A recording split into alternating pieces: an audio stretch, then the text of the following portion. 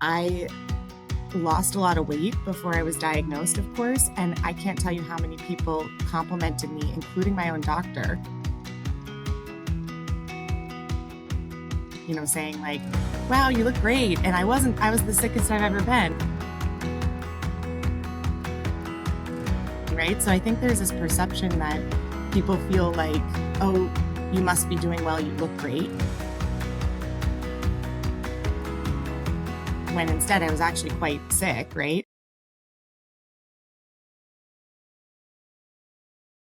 Welcome to the Reclaim Your Rise podcast. My name is Lauren Bongiorno, nationally board certified health coach and founder and CEO of Risely Health, where we help people and families impacted by type 1 diabetes take ownership over their lives so that they can transform with more freedom and confidence.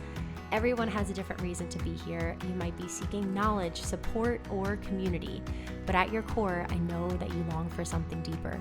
You're here for transformation. And that's what the Reclaim Your Rise podcast is all about. A quick reminder before we start the show that nothing you hear on the Reclaim Your Rise podcast should be a substitute for personalized professional medical advice. Please always consult your physician or other medical professional before making any changes to your diet, insulin dosages, or healthcare plan. Hey everyone, a quick intro before we get into the show. Today's guest is Sally Gibney, who was diagnosed with type 1 diabetes 4.5 years ago, and whom I met about 8-9 months ago when she was really experiencing a lot of diabetes burnout. And that was the case even though she had a 5.9 A1C, 91% time in range, and pretty much looked like the perfect type 1 on paper. Now, almost a year later, she's here with us today to share her story about reclaiming her mental health, her type 1 diabetes, how she learned to really trust in her body, and how she still has an A1C below 6, but she is maintaining that with so much more peace of mind and freedom with food, with travel, all of it. In this episode, we talk about a lot. We talk about her transition from multiple daily injections to an insulin pump for the first time. Talk about the importance of finding a diabetes community for her journey, going through IVF, becoming a first-time parent, and the toll that that can take on prioritizing yourself and your health, overcoming perfectionism, and so much more. Outside of diabetes, it is worth noting that Sally is a senior project manager at the Center on the Developing Child at Harvard University, where she provides leadership in developing and executing program strategy for catalyzing innovative practice change in pediatrics. She also hosts the center's podcast, The Brain Architects. Sally holds a master's degree in child development from Tufts University and a BA in psychology from Boston University. Sally lives in Boston, Massachusetts with her partner, Charlie, her newborn son, James, who is so precious, and their cat, Atticus. All right, without further ado, help me welcome my guest, Sally Gibney, onto the show, and let's rise. Sally Gibney, thank you so much for joining me on Reclaim Your Rise today. I'm so happy that you're here. Thank you so much for having me, Lauren. I'm really excited to be here. And you host a podcast yourself. So I said right before this, I was like, this is going to be the easiest thing. This is going to be a great conversation. Yes, and I was saying too, I feel like I have the easy job this time around in terms of just chatting, but not really a full expert. But yes, I do host a podcast for my job. It's called The Brain Architects. It's for the Center on the Developing Child, if people want to check it out. Oh, I do want to check that out. Like when I get to that stage, I feel like of having a child, which is your new stage that you're currently in. So we're going to talk so much about motherhood and all of that. Okay. But yes, you get to be in the opposite seat today. So I'm excited. But in the spirit of the podcast title, Sally, can you tell us a story about a time that you reclaimed your rise with type 1 diabetes? Yeah, for sure. And I was thinking a little bit about this question, knowing that I was going to have the opportunity to be here on the podcast. And I was kind of excited to think of like, I have quite a few options to share. And I think that has so much to do with the work I've done with your team. And I think if you'd asked me this a year ago, I'd be like, I don't really know where I could share an example of something that's gone super well with diabetes. So just to reflect on it being really exciting that I already had a couple of options or answers, but I'll give you the one that came to mind to me first, because it's about something I love, which is ice cream. So as a type 1 diabetic, I was diagnosed about 4.5 years ago at age 31, which is a bit older than some, and as we know, you can be diagnosed at any age.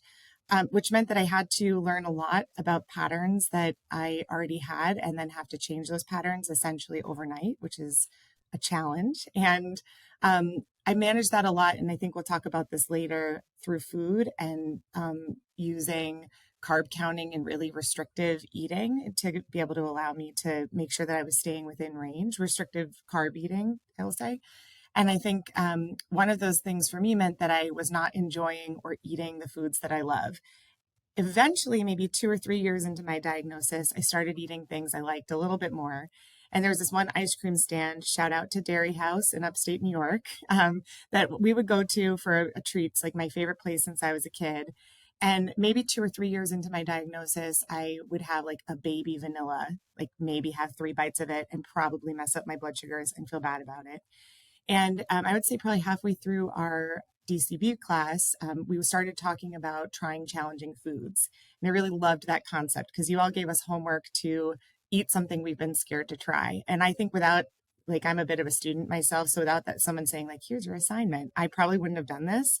But you all gave us an assignment and asked us to follow through with each other. And I decided to go to the Dairy House and I got like everything. I got this edible cookie dough sundae. It was ridiculously delicious and I got it and I nailed my blood sugars and I felt like on top of the world about it because not only, even if my blood sugars had been a little bit off or way off, I think I still would have felt really proud because I was so excited to order it and I was so excited to eat it and I had none of the kind of feelings of anxiety that I might have previously. So I totally think that that was because of the Risley group.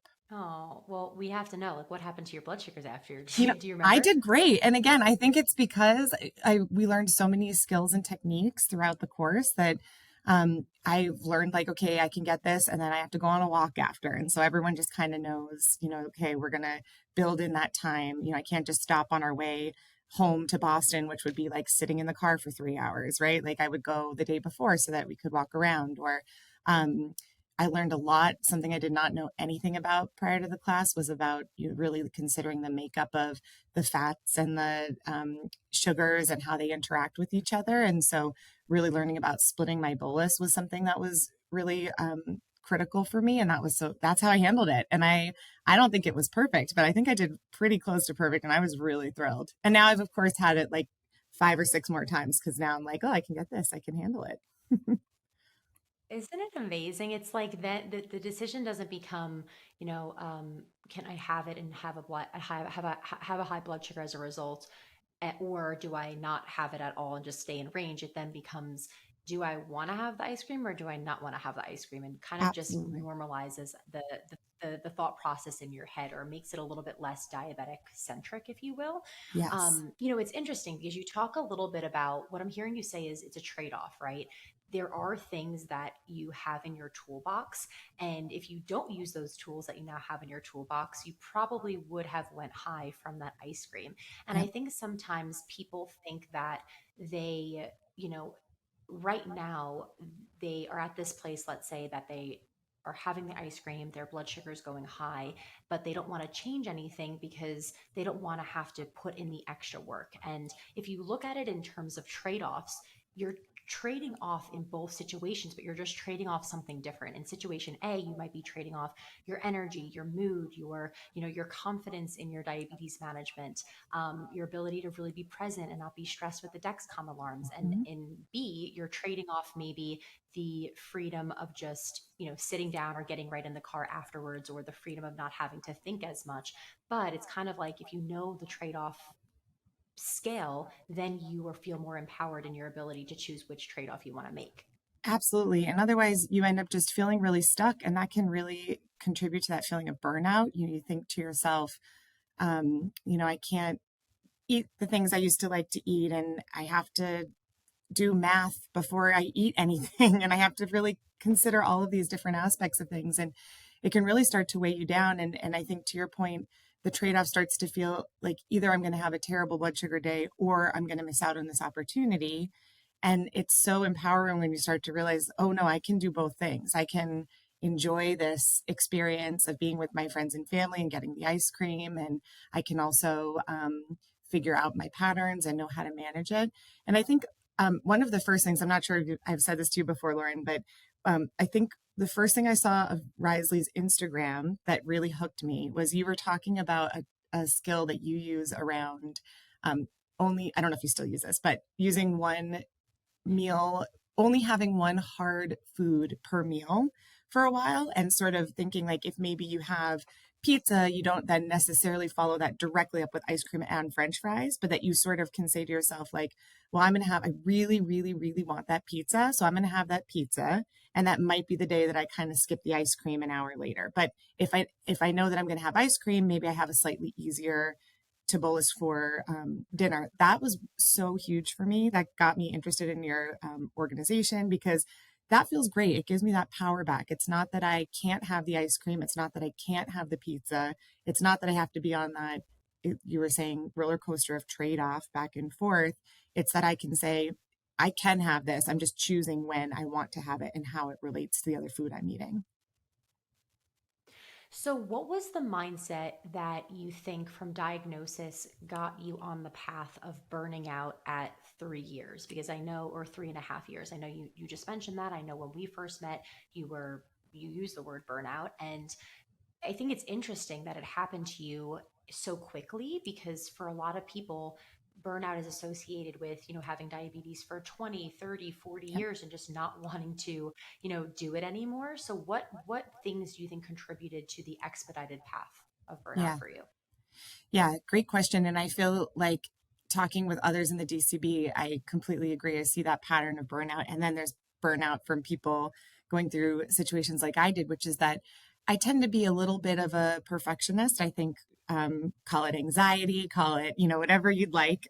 My personality is such that I tend to be a bit of an A+ student. And so when a doctor tells me our goal is to hit this number with an A1C, or let's aim for this many carbs, I'm a bit obsessive about it. And so for me, when it became time for me to really start looking at nutrition and blood sugar, again, overnight, right? You're living your life normally, everything's fine. And then all of a sudden you get that phone call like, hey, something's really off with your blood work. And you go in, and that moment they give you insulin, you don't get a period of time to kind of like think about it and ease into it. Insulin starts that day, and you're doing your math and you're figuring it out.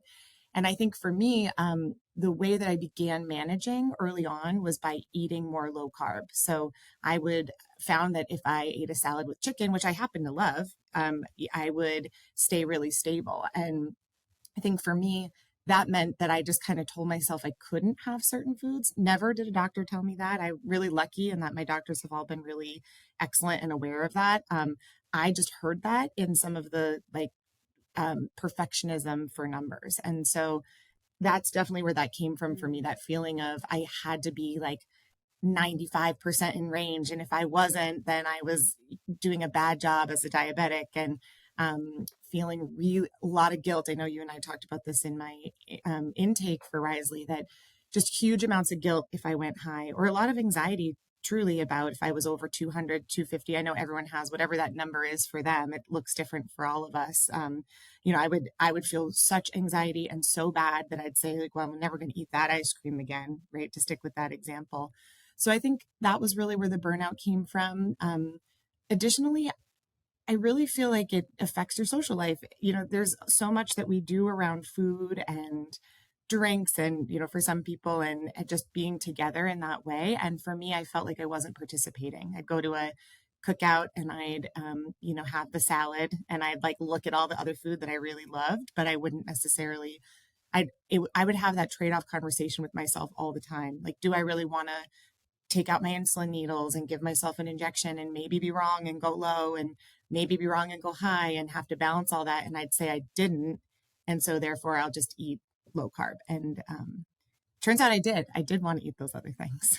And I think that's what's been so helpful for me Mhm. about working with you and your team, for sure. Oh, well, I'm so happy that was an outcome, and I know that's a main one that you wanted to have. Your dad also has type 1, correct? Yes, he does. He's really interestingly, I know they're still studying genetics behind this all, but he was also diagnosed at 31, which was the age I was diagnosed at. So it's really interesting that we have Whoa. that, yeah, connection. So he was diagnosed at 31. So he had had it for how many years before you were diagnosed? So he is 65, so about, 30 some years of being a diabetic. And yeah, it really interesting to experience that growing up, and then, have it myself later on, for sure.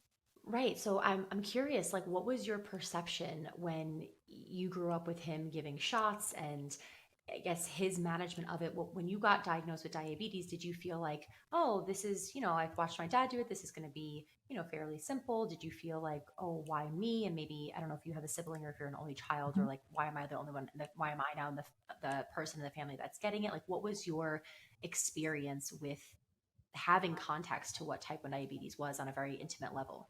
Yeah, so interesting. So I do have an older brother. He is not a type 1 diabetic, which he's older. So he's past his 31 and has not been diagnosed. So who knows? But yeah, so really fascinating. I would say there are pluses and minuses for my own experience. And my dad and I talk about this a lot. We love to kind of analyze, we'll check numbers with each other and, chat about all these different emotional components of things. But um, I would say my dad has a lot of really excellent skills around living his life with his diabetes. I would say growing up, I was extremely aware. We knew if dad was low, what symptoms to look for. If he was high, what symptoms to look for.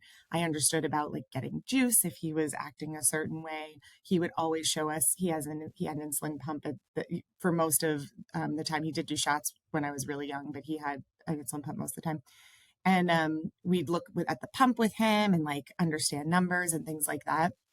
And I would say I felt though like he didn't really speak a lot about the mental health components of it. He sort of tends to say like, oh, it's okay, and he would sort of be dealing with that stuff on his own. And I think he would say if he were here that he pays attention, but also not a whole ton of attention to his numbers all the time. I think for him, he has that sense of I'd like to be living my life, and that's the priority. And diabetes is sort of the second piece, which I can say a little bit more at the end around this. But it's been really fascinating to watch us influence each other because I think we've learned so much from each other. His A1C is lower than it's ever been because of me being in Risley. So I think that's been really cool that I've been able to share some of those Oh, tips. Yeah. And he's been able to, pay more attention to some of those carb counting and learning about nutrition and things that he just was truly never taught. I think that's was one of his reactions to it. It's like, wow, I never knew this. And I've been able to sit back a little bit more and kind of enjoy the ride and say, it's okay. We're going to have good and bad days as diabetics. And, we'll see how those things go. But yeah, I would say from observing him, I, I don't think I understood as that it was going to be as tough as it was for when I got my diagnosis, because I think there was just a lot that he didn't share about what it looked like to manage on a day-to-day basis. what did you feel in those first 3.5 years outside of just relationship to food was weighing the heaviest on you? And you were the, do you think that you communicated that heavy weight to the people around you, or do you think that you felt like it was your burden to carry? Yeah, great point. Definitely felt like it was my burden to carry. I think there's some people who I'm close with who understood a bit more when I would get in those really tough moments of, especially, when your blood sugar's high and you're just feeling grumpy at everyone anyway. Like that's where it mostly came out for me. I'd sort of have this why me feeling, as you were mentioning earlier. But no, I mean, I think it's such an unusual disease in that way. That's such an invisible disease. I lost a lot of weight before I was diagnosed, of course. And I can't tell you how many people complimented me, including my own doctor, saying like, wow, you look great. And I was the sickest I've ever been. Right. So I think there's this perception that people feel like, oh, you must be doing well. You look great. When instead I was actually quite sick. Right. And so, that there's sort of this disconnect sometimes in people's minds, like I would say acquaintances, not necessarily close friends, about, oh, you must be doing great, you look great, you're feeling good. And I think there's this just crazy pressure then put on us to be able to act like things are fine, to be able to go out and hang around and not put pressure on things. I think we talked about this in my intake. I had a lot of anxiety around things like if we were going to go on a walk, if you're with a group of friends and they're like, oh, let's walk to that bar or that restaurant instead of taking an Uber, I would have a hard time speaking up to say, actually, my blood sugar is kind of low. I need to take an Uber or I need to walk, because walking really for me drops my blood sugar. So that's something I was really working on. I really felt bad taking up space and asking for people to change their routines and their behaviors for my diabetes. It felt like it was already enough of a burden on me. I didn't want it to be a burden on them too. I find that to be so common for a lot of people where Yep. we we I don't want to say we complain, but what we advocate, I think, for a community and as a society for is more awareness around mental health. But the same people that are preaching it, and I'm saying like this was me for many, many years as Yeah. well. Like we preach this, right? But at the same time, we sometimes contribute to the lack of awareness or the struggle, like the lack of understanding the struggle because of that exact reason that like it takes a lot of vulnerability in those moments, I think, what I'm trying to say, in order to be open about your needs, your Yeah. feelings, be able to effectively communicate them. Like that, a lot of that stems from like childhood too. You know Hmm. better than ever with your background in psychology, like how you're taught to communicate and take up space starts in childhood. So if you're diagnosed with type 1 diabetes, like you can't escape the truth of, you know, just your personality and all these things. Like it's so interconnected with your diabetes. So I'm Yeah. curious from a psychology standpoint, I guess your views or your ideas on that. Yeah. No, I completely feel the same way about that kind of it's in childhood. And right, I had this additional um benefit and challenge of watching my dad maybe not talk much about his mental health struggles with it, which maybe he doesn't have the same ones I do around it, but you want to, I'm hoping that I can be sort of more open about it so other friends of mine or people who are going through things can also share that it is hard. We all have different needs and we all have different things. And I think one of the things that helped me the most through that is realizing, I'm sure you've heard this, but they say like talk to yourself the way you would talk to a friend. And I kept thinking if one of my Mm-hmm. friends needed some extra support or needed an Uber, I'd be like, of course. And so every one of my friends would have said that if I had just opened up and said, hey, this is what I need, of course. But I think it just, there's that mental block that we put on ourselves of not wanting to be a burden and of wanting to kind of blend in, or maybe it gets back to what we were talking about earlier around feeling like more quote unquote normal,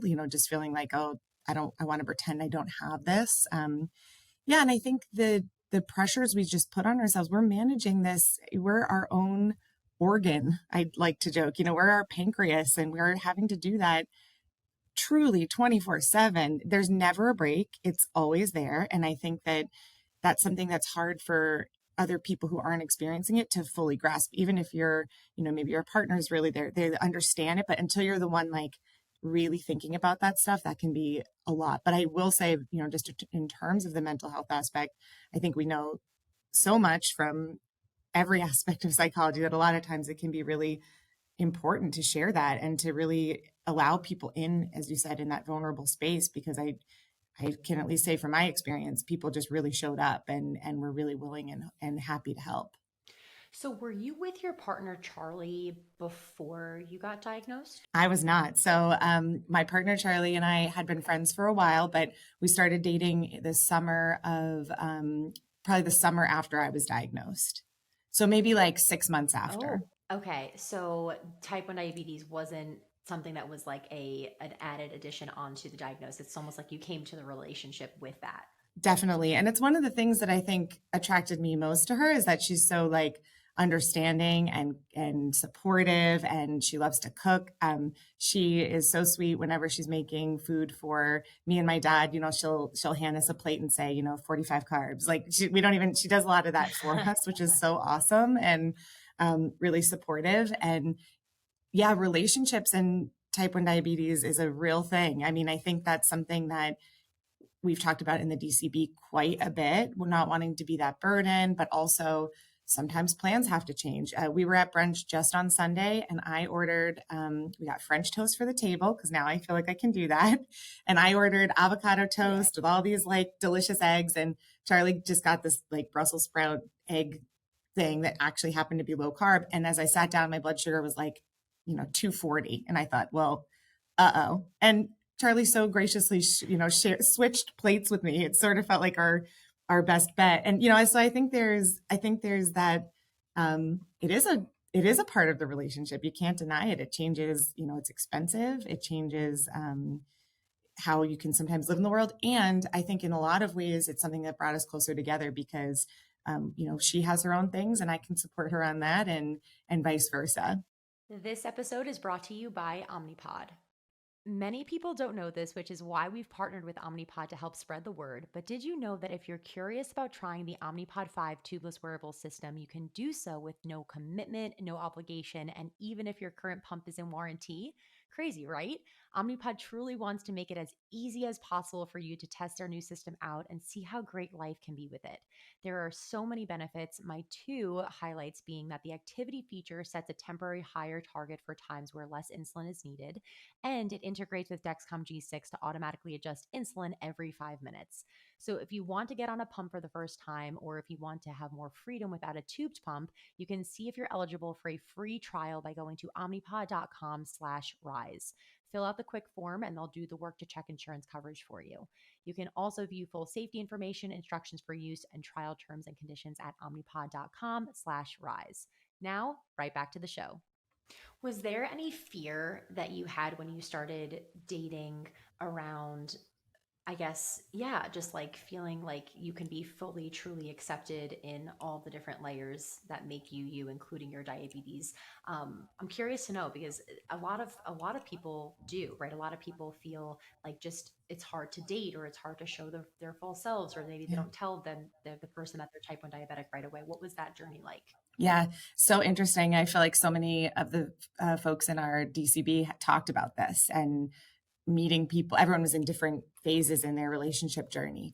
I would say, yeah, I think it's all of that stuff we were discussing earlier around mental health. I think it felt just like this kind of background noise, I guess. And for me, again, this would have been a few years ago at this point. So I was deep in that perfect student needing to get everything exactly right with diabetes. So I think it would prevent us from being spontaneous, prevent me from feeling like I could go out for ice cream on a date or, go on those walks.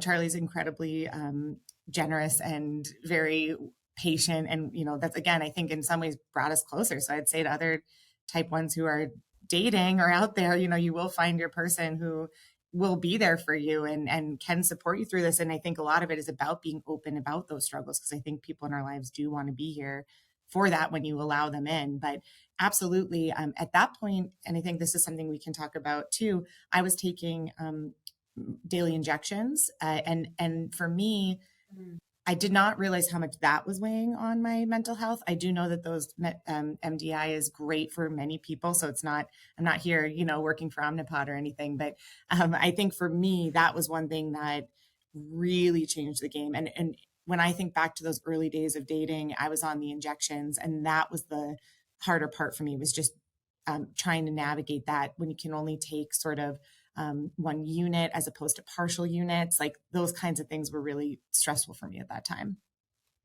Okay, so let's lean into that. So you realize you're burnt out. You realize, okay, I don't want to be living with diabetes with this anymore. Even though like this anymore. Even though I have a 5 point, I think your A1C was like a 5.9 with like Right. 91% time of range. Like it was near perfect, right? As Yeah. perfect as you can get. Yeah. And so now you're like, all right, what do I do next? How come your mindset went to the next step is community and support and more education, and not necessarily the next step is just going to a pump, or do they happen kind of at the same time? No, well, it was sort of a journey of probably a year and a half, to be honest. So my dad's on the insulin pump. He kept saying, Sally, you'll love it. It's so great.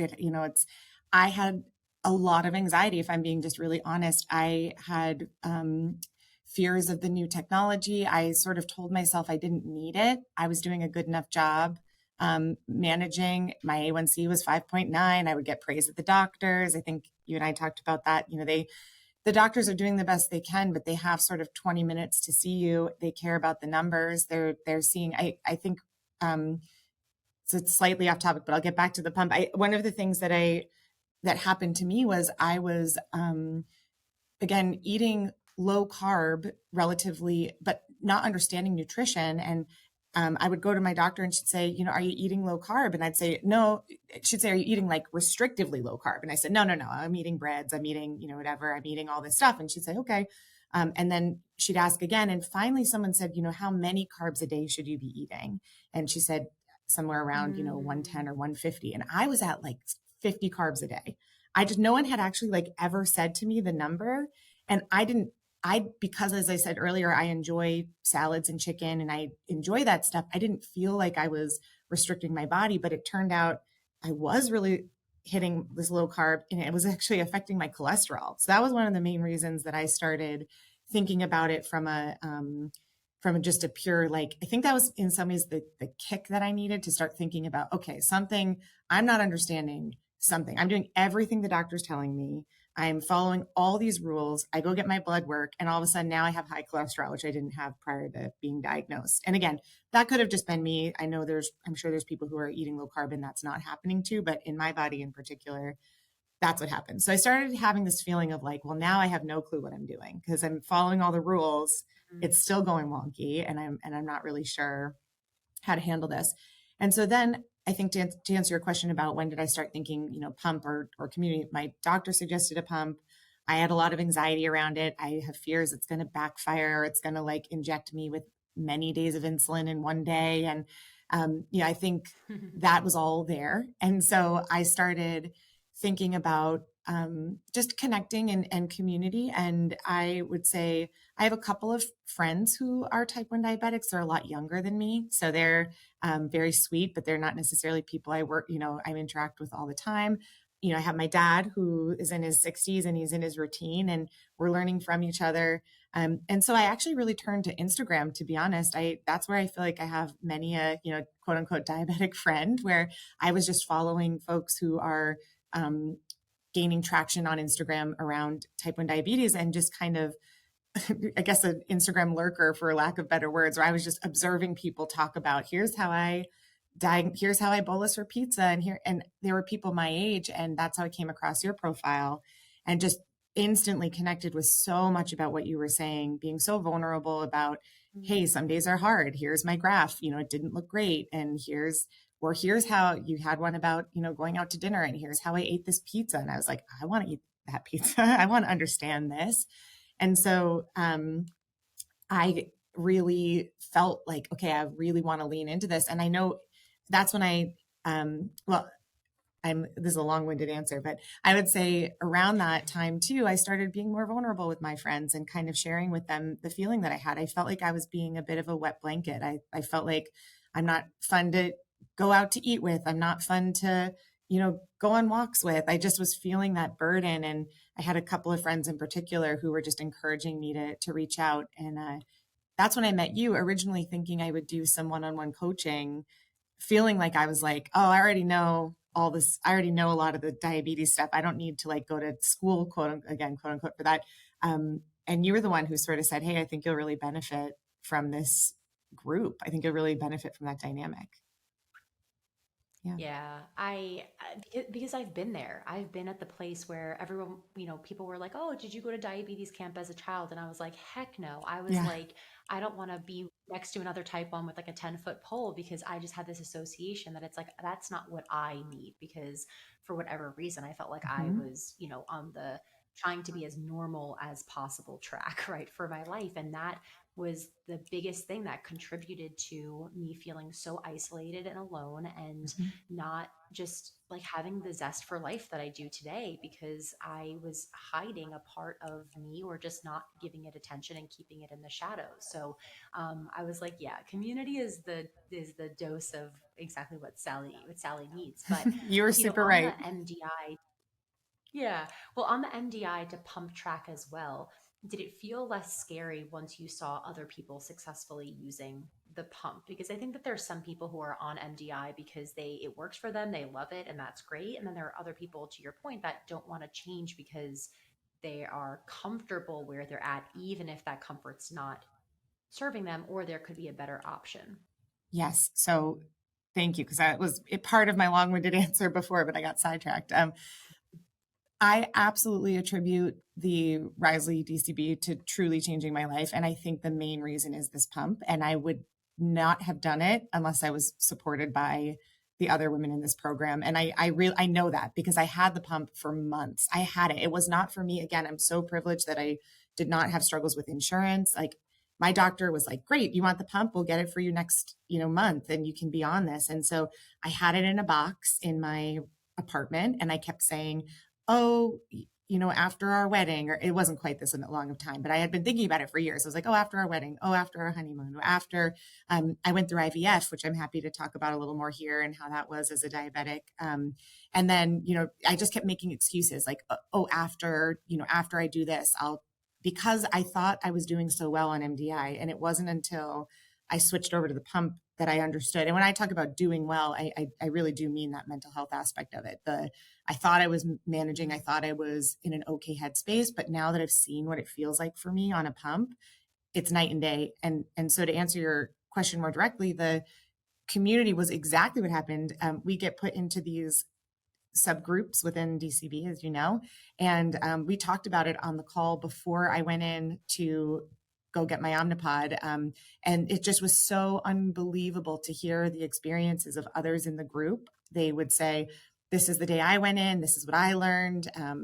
I felt like you all setting these really strict, not strict, but important boundaries and saying, what are you all going to do this week in order to help reach your goals? And then the coaches follow up and they say, hey, Sally, did you make your appointment for your Omnipod? And I'm like, no, I didn't. They're like, what's getting in the way?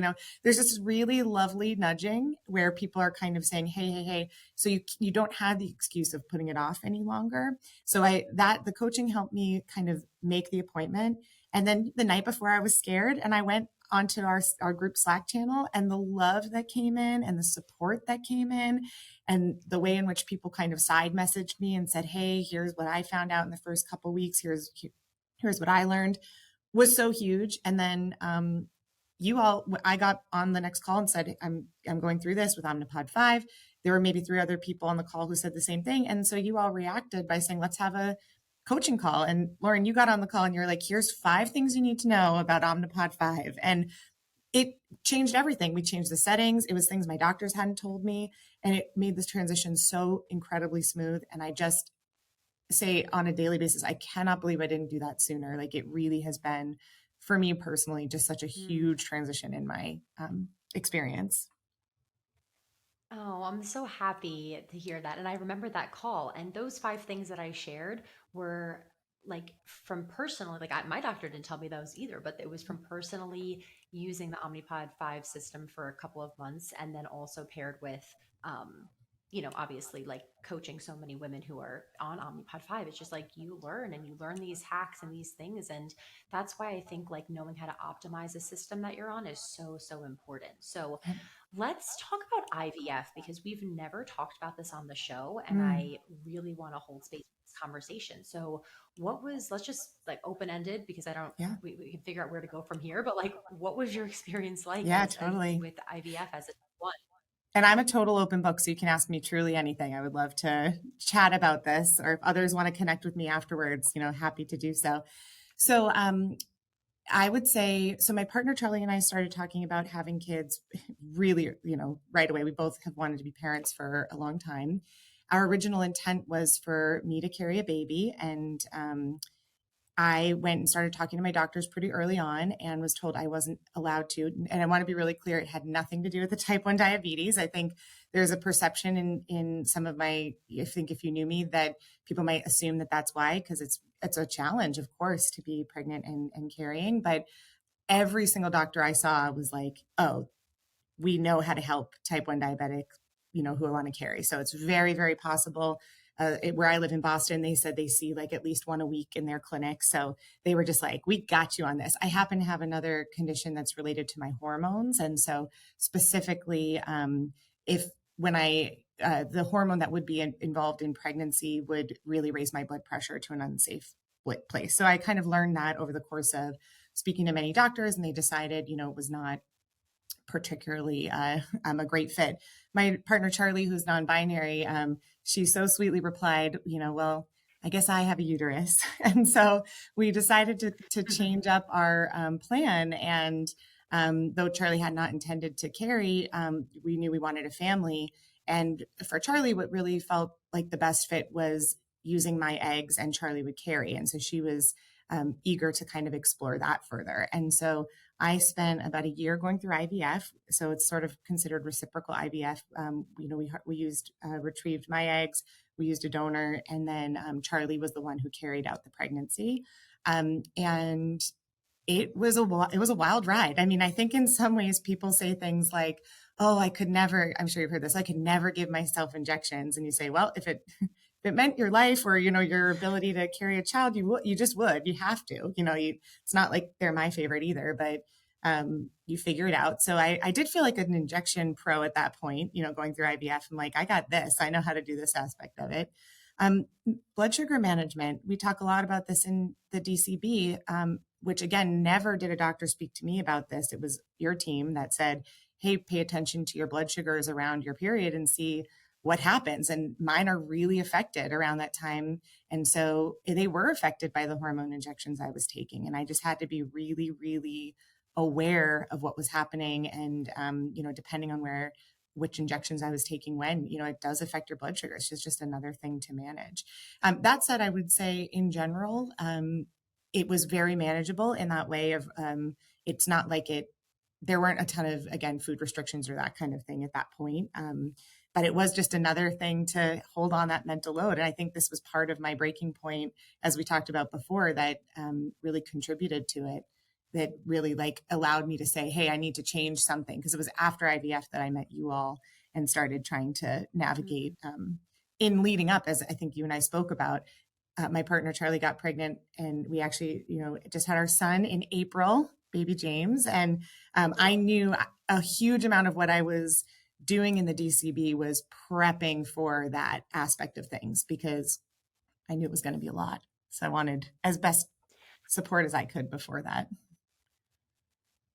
And to think that, we've always thought of it as a lot of people come into the DCB to prep for pregnancy and prep their Mm-hmm. bodies, but there is a huge element right now in your life of actually like where I'm finding that I need to show up my best is as a new parent, as a caretaker, and that doesn't like it's not defined by if you carry your child, whether your partner has the baby, whether you adopt.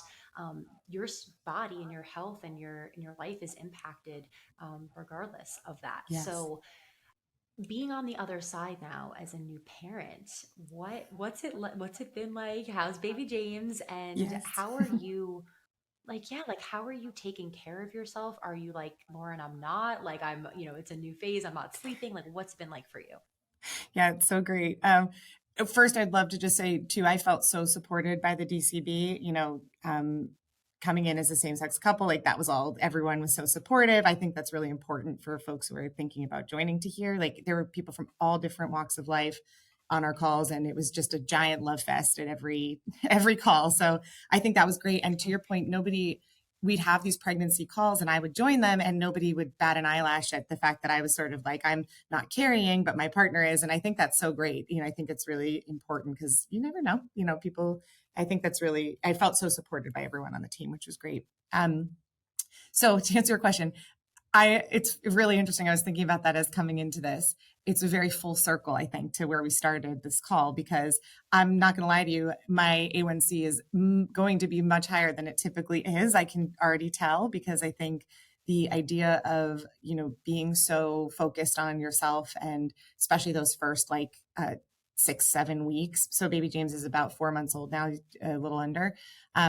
Those first few weeks are just a wild ride, and you're barely remembering to feed yourself, and you're just trying to navigate all of these different aspects. And I think you can't forget about diabetes. For example, when Charlie went into labor, I switched my insulin pump right in the hospital with her, because I wanted it to be the freshest in case she was in labor for 48 hours. I didn't want that to, the moment to come and my pump's like, oh, you're out of insulin. These are the things you kind of have to think about. And I know, folks who are delivering babies have a whole separate level of things they need to think about. But again, as the partner, it's still there for you. And it's a tricky world, because you're really trying to be fully supportive and fully invested in your partner who's just, delivered a baby. And you do still have these needs that you cannot ignore.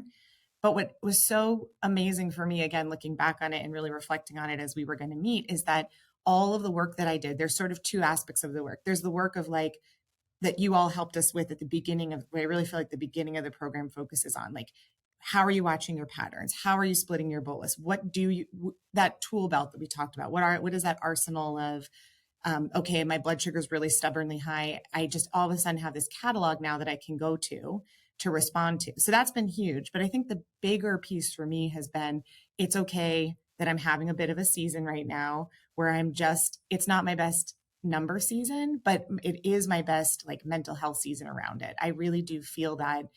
I talk about your program all the time and just saying like it changed my life around that. The fact that I can be a little higher. And I had a bagel this morning. My cousin was visiting and I wanted to have a bagel with her and sit with the baby outside. And I was present and I enjoyed it. And it has changed everything about the pressure I put on myself in order to be able to get quote unquote perfect numbers. So it's sort of those I both think it's aspects. such an important point that you bring up. I like to think of it as a push or a pull, like a push or a pull season. Like, is this a season of your life where your focus needs to be your diabetes because you have, things coming up, milestones in your life where like, if I don't feel good in my in routine, things are pretty stable, life, then adding something else onto the mix is just going to make everything go haywire. So I know for certain that, like, when I go through that stage of becoming a parent, like I know that I can't operate at the selfish level that I do now, where I'm Yep. just working out when I want to work out. Like the only boundaries I really have are around work, Yep. um, but I can be flexible, obviously. So I think that knowing that, like, when I'm in my routine, when things are going well, like I am pretty on top of my diabetes, then when those out of routine things come and that time comes for whatever's going to shift, it's like it feels, yes, a little bit like something's getting pulled away from you and there's the control that's losing it, but it's like you have room, you have buffer room there. And that, to your point, the buffer room is one thing, but the mental health piece has to come with it, because that can feel so scary to somebody who is in a really good place overall with their numbers and their management. And I love that you're giving yourself just permission to, yeah, like, enjoy this season and know that your A1C is not going to be like a 7, an 8, a 9, a 10, right? It might be like a 6.3, a Right. 6.5, like a little bit higher. And that's okay, because that's what the season of life requires from you. Absolutely. And I think if you had interviewed me a year ago and asked me this, it would have been a completely different human you'd be talking to. I would be like, well, that's permanent long-term damage. And I can't handle that on me. I think it would have been a lot of that perseverating, that really catastrophizing. Again, I have anxiety in general, so that's all part of that. But I think really panicking about what that meant and feeling like a failure, those feeling like everything, I'm not doing anything right. I think it could have trickled into how I was feeling as a mom or a parent. And instead, it has that feeling of like, freedom. I think just the idea that it doesn't have to be. I was looking back at some of the notes that you shared from our first conversation, and I think I was saying it was my hope that diabetes would be able to take a bit of a back burner, and it really has. It truly has. It's there. It's always part of it. I've got my Skittles and my pump right next to me right now as we're talking, and but it's there, but it's not. I'm not thinking. I haven't checked my blood sugar the entire time we've been talking, and I ate a bagel this morning, so like that's pretty cool. I think there would have been times, later where it's like you find yourself feeling like I would never have done that before. I would have been every 5 minutes like, what's happening, how am I doing?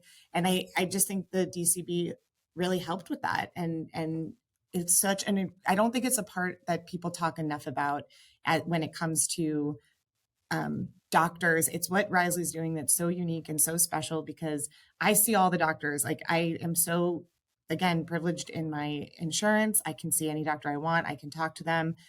It's that missing piece. I see a therapist. We talk about diabetes, but it's different. Like being in a group with all of these people who are going through it. One of my members from the DCB had a baby 2 days after we did. And so we've already connected again post DCB to kind of talk. And I think there's just that mental health aspect and how it intertwines with your health. That is where you are all sitting. That's so unique and so special, and is just felt like that unlocking key for me, for sure.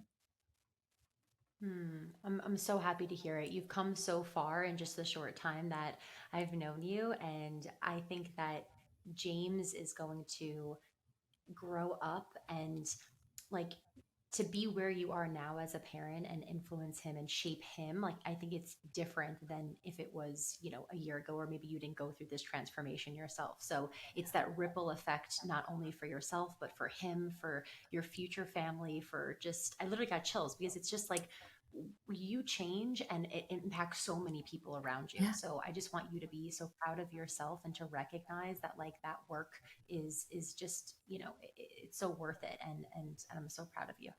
Thank you. I so appreciate that. And it affects your relationship too. I think, if you had Charlie here, she'd be saying the same thing, that, it absolutely has helped our relationship because I know how to manage things better and I know how to process things differently. And again, my dad and I have never been closer in that way, and chatting about our diabetes. He'll share his graphs at night and we'll kind of understand, his Oh. patterns. In the DCB, you talk about like a magnifying glass, not a hammer, and like really looking at patterns. And he'll now say that to me, oh, I wasn't upset about this last night. I wanted to talk about what this might look like. And we learned, he had some settings that were really off. And so like, it's really cool to be able to hand that down and, learn from each other in that way. And it just really, it's the connection. It's talking to other people. It's the tiniest things. Like I remember writing to the group, does everyone's Omnipod, like, is it really hard to pull that tab off? Because the first time I did it, I couldn't figure out how to, rip the tab off, and just getting a bunch of people being like, yes, I hate that, it's just so comforting. So I think just that community, I can't say enough about it. Oh, I'm so glad. And I get so much joy from it and fulfillment seeing all of you, so connected and sharing and learning from each other. So, Sally, let's end this call with doing a blood sugar roll call, because I haven't checked my blood sugar since we started either. Well, mine's So not let's great, see but where we're at. mine's at 240, but okay. that was after what I like to call the bagel cake. It was like, a huge giant bagel, but I'm coming down. So I think I'm happy. I'll take it. Okay, so you're up there, but you kind of are doing like a little bit of a Yep. mountain, a little bit. Like you were up and now you're coming back down. Yes. All right, I'm 92 sideways arrow down, because I was okay, let's see. When we started, I was 150, and I was like, I'm gonna pre-bolus I was very optimistic here. I was like, I'm gonna pre-bolus because I'm gonna eat lunch after we get off. So this is good timing, because if I don't eat now, I'm going to be low. So there you go. You got to go do it. I'm going to go on a walk, because as we started talking about, it's such a beautiful day here in New York. And again, knowing that that'll come down for me in 10 minutes, just with a quick little stroll. So I feel really lucky about that. Enjoy it. Okay, I know you have a work call at 1, so I want to Yes. encourage you to go. Yes, let's get off so you can go for that walk. Get that I will insulin go do sensitivity that. up, Sally. Thank you so much for joining me today and sharing your story. Please give baby James and Charlie a big hug from us, and I'll talk to you soon. Thank you, Lauren. You're changing lives. We really can't say enough good things about you and your program. Really appreciate it. Thank you so much for being here with me today and listening to this episode of Reclaim Your Rise. To let us know that the episodes we're putting out are impactful, and to help us get our street cred up and let everyone else know that this is something worthy of their time to listen to, please leave a rating and review on our Apple Podcast, send the show to other people impacted by T1D, or maybe even your doctor, and share it on social media, tagging at Risley Health and at Lauren_Bongiorno. New episodes of Reclaim Your Rise come out every single Tuesday, so make sure you are subscribed to the podcast so that you never miss a beat. Thanks again for listening, and as always, remember, diabetes is a challenge that we did not choose, but one that we can rise above.